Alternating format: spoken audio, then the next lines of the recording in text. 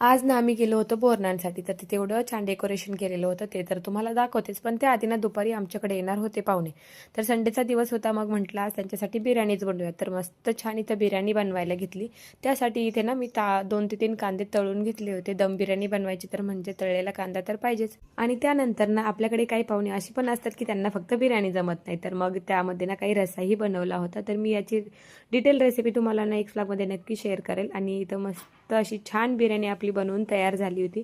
सगळ्यांना असं इथे जेवायला वाढलं आणि त्यानंतर ना थोडासा आराम केला, कारण की एवढी पोटभर बिर्याणी खाल्ल्यानंतर आराम तर करायलाच पाहिजे.